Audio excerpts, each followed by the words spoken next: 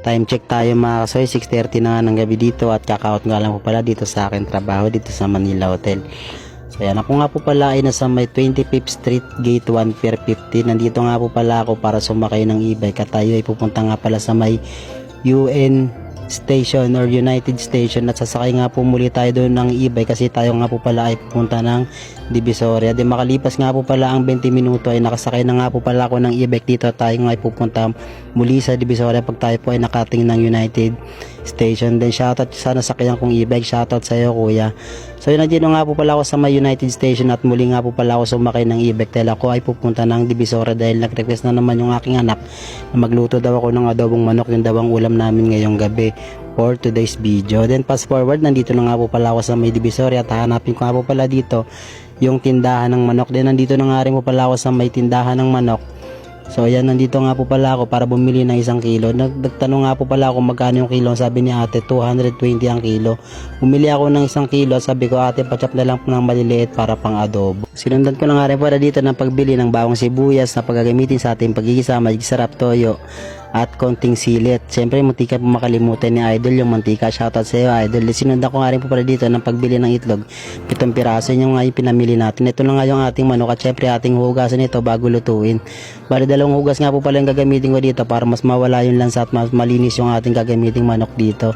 So ayan, for today's video, so ayan, pangalawang hugas ko na nga po pala dyan para mawala talaga yung kanyang lansa bago natin siya gisahin. Then nilagay ko na nga rin po pala dito at atin na nga pakuluan muna sa may toyo dahil ganun nga po pala ako magtimpla ng adobo dito sa ating adobong manok bago ko siya gisahin talaga. Then nilagay ko na rin po pala yung itlog natin gagamitin at syempre naghiwa muna ako ng ating mga pang aromatics na gagamitin sa ating pagigisa tulad ng sibuyas, bawang. Tatin lang ang inumpisahan dito yung paghihiwa ng ating mga aromatics dito ng sibuyas, bawang at sinundan ko nga rin po pala ito ng konting siling berde para mas masarap yung ating lulutuing adobo dito. Optional po ito, hindi po ito sapilitan. Kung nasa sa inyo pa rin po yan kung lalagyan nyo ng sili, ito po hindi sapilitan. Para sa akin, ganun ako magluto. A few moments later. Luto din, nilay ko na nga rin to sa mainit na kalan. Pas nga po pala 5 minuto dito, ayakin na nga binuksan at ito na nga, ayakin na hinahalo-halo baka kasi matuyo yung ating sabaw. A few moments later. Makalipas nga ang 1 minuto, ayakin na nga hinango dito dahil at tayo nga po pala ngayon ay magsisimula na sa pagigisa nitong ating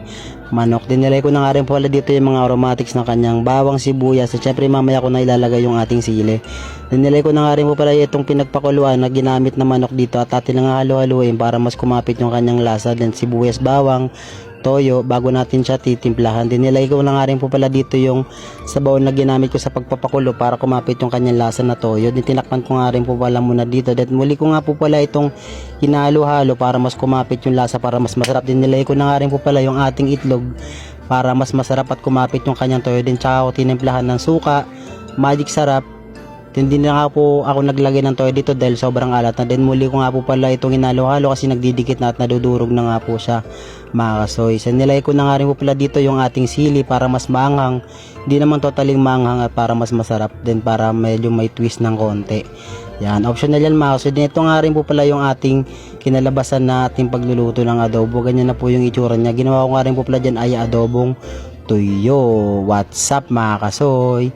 Then hanggang dyan nga rin po pala yung ating vlog. Salamat nga po pala sa 3K followers at maraming salamat sa patuloy na pagtitiwala at suporta kay Kiori TV or Kiori Mernado sa Facebook. Ang Kiori TV ay sa aking YouTube channel. Maraming salamat mga kasoy. Comment ka naman dyan sa baba kung napanood mo itong video na to para malaman ko kung saan na nakarating yung video na to.